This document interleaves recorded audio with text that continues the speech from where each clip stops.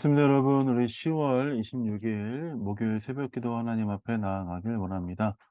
열왕기상 21장 1절부터 10절까지 말씀을 가지고 포도원을 탐하는 왕이라는 제목으로 말씀 나누겠습니다. 어느덧 열왕기상이 21장까지 다가왔습니다. 이 말은 열왕기상이 끝날 때가 되었고 10월 달도 마무리할 때가 얼마 남지 않았다라는 이야기입니다. 여태까지 잘 묵상하면서 또 열왕기상 잘 따라오셨으리라라고 생각합니다. 오늘 이 21장에 보면 아합 왕의 마지막 때가 가까워온 이때에 아합 왕이 한 포도원을 탐내는 장면을 우리가 보게 됩니다. 어제 우리가 하나님의 선지자가 아합에게 말씀하신 그 이후에 아합이 궁으로 돌아왔고 그 이후의 상황들을 펼쳐 놓고 있습니다.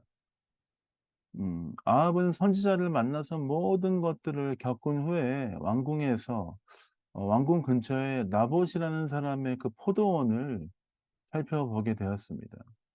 그 포도밭이 근처에 있는데 아합의 생각에는 그 포도밭을 채소밭으로 바꾸면 좋을 것 같다라는 생각을 하여서 탐내어서 왕이 나봇을 불렀습니다. 나봇을 불러서 "야, 이거 값을 쳐줄 테니까 이 밭을 나에게 넘겨라."라고 이야기하죠. 그러나 나봇은 "이것이 조상의 유산이기 때문에 여호와께서 금하시는 것이다."라고 이야기하며 아합에게 "줄 수 없다."라고 하고 거절을 합니다. 율법에 따라서 조상에게 물려받은 그것은 줄 수 없게 되었습니다. 그 말에 아합도 근심을 하였습니다. 어쩔 수 없었습니다. 왜냐하면 아합이 악한 왕이긴 했지만 그가 율법을 전혀 모르는 것은 아니기 때문에 그렇습니다. 근심하고 침상에 누워서 금식하였습니다. 그러한 금식하는 상황들을 보면서 이세벨, 그 여왕 이세벨이 와서 아합에게 묻기 시작하죠. 하나님을 무서워하지 않고 이방신을 섬겼던 그 이세벨은 악한 여자였습니다. 그리고 아합에게 이렇게 얘기합니다. "그 포도원을 내가 당신에게 주겠으니 걱정하지 말라."라고 이야기합니다. 하나님을 무서워하지 않고 두려워하지 않고 하나님에 대한 존재에 전혀 인식이 없었던 그녀는 쉽게 아합에게 그렇게 이야기했습니다. 그리고 그녀는 아합의 이름으로 편지를 써서 장로와 귀족에게 보냈습니다. 그 내용은 나봇에게 누명을 씌워서 하나님과 왕을 저주하였으니 그를 돌로 쳐 죽이라라는 내용의 편지였습니다. 편지 내용을 쓰는 그 이세벨의 모습을 보면 이세벨은 전혀 꺼리낌도 없고 두려움도 없이 악을 행하고 있는 장면을 우리가 볼 수 있습니다. 그러나 우리는 이 장면을 보면서 그리스도인으로서 마음에 뜨끔한 마음이 있어야 됩니다. 그녀는 아무런 거리낌이 없이 하나님이 계신지 아닌지 그 상관없이 악을 행하는 그 모습이 혹시 예수 그리스도를 주로 믿는 우리에게도 비슷한 동일한 마음이 있지는 않은가 하는 것들을 돌아봐야죠. 우리는 항상 하나님을 섬기며 주님이 우리와 함께 계심을 기억한다면 이세벨처럼 이렇게 행할 수 없습니다. 하나님이 우리와 함께 계심을 항상 기억하며 항상 겸손하며 주 앞에 행하는 것처럼 살아야 되는 것이 그리스도인들의 마땅한 모습인 것이죠. 그러나 이세벨에게는 그런 모습이 없었습니다. 하나님을 모르는 무지, 그거는 결국 죄악으로 이어지게 되는 것입니다.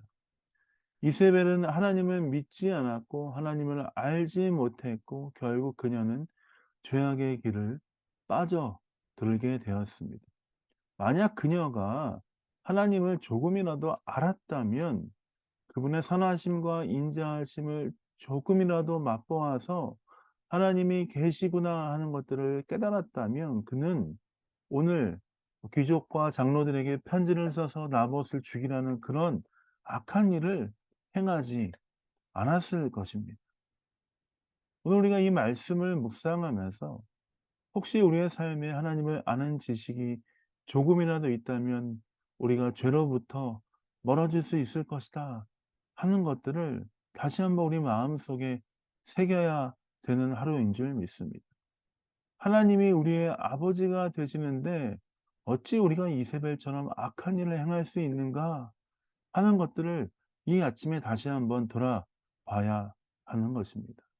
하나님 앞에서 정직하고자 힘쓰고 하나님께서 말씀하시길 "내가 거룩하니 너희도 거룩하라."라고 말씀하신 것처럼 하나님의 성품을 닮아 하나님의 그 놀라운 은혜를 맛보아 아는 자로서 그 하나님을 위해 살아가기를 결정하며 죄로부터 멀어지는 그 삶을 오늘 살기를 결정하며 주 앞에 기도하며 나아가는 여러분 되시길 예수님의 이름으로 축복드립니다. 그러면 어떻게 하나님을 더 알 수 있을까? 어떻게 우리가 하나님 앞에서 거룩함을 지켜나갈 수 있을까 하는 고민이 있을 수 있지. 시편 말씀에 어떻게 말씀하십니까? 청년이 어떻게 그 행실을 깨끗하게 할 수 있겠습니까? 삼가 주의 말씀을 지킬 때 가능합니다.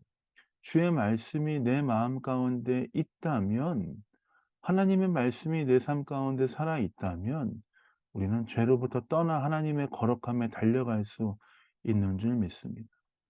오늘 이 아침에 다시 한번 하나님의 말씀으로 우리를 붙들어 주시길, 하나님의 말씀을 우리의 삶에 계시해 주시길, 우리가 주의 말씀을 듣고 깨달아 알 수 있도록 주 앞에 기도하며 간구하며 나아가는 여러분 되시길 예수님의 이름으로 축복드립니다. 우리에게 말씀을 보여주시고 우리의 삶 가운데 그 말씀을 부어주시도록 이 아침에 이 새벽에 기도하십시다. 주님, 나에게 하나님의 지혜의 말씀을 부어주시고 계시의 정신을 허락하셔서 하나님의 말씀을 깨달아 알 수 있도록 은혜를 더하여 주옵소서. 주께 더 가까이 나아가길 원합니다. 하나님 앞에 더 거룩한 삶을 살기 원합니다. 그렇게 간구하며 기도하며 승리하신 여러분 되시길 예수님의 이름으로 축복드립니다. 자, 기도하고 새벽 기도 마무리하도록 하겠습니다. 기도하겠습니다. 하나님 감사합니다. 하나님의 말씀을 지켜 그 말씀을 붙잡고 거룩한 삶을 살기 위해 최선을 다하는 벨린 영광께 성도를 낼 수 있도록 아버지 역사하시고 붙들어 주옵소서. 오늘도 학교와 직장과 우리가 있는 모든 곳에서 하나님의 거룩하심을 경험하고 그 거룩하심을 지켜 행하는 귀한 삶 될 수 있도록 아버지 함께하여 주옵소서. 감사 찬양 주 앞에 드립니다. 예수님 이름으로 축복하며 기도합니다. 아멘. 사랑합니다. 축복합니다. 누가복음 오늘 1장 4장 말씀이고요. 계속해서 말씀 읽어가면서 하나님의 은혜 앞에 나아가십시다. 사랑합니다. 축복합니다.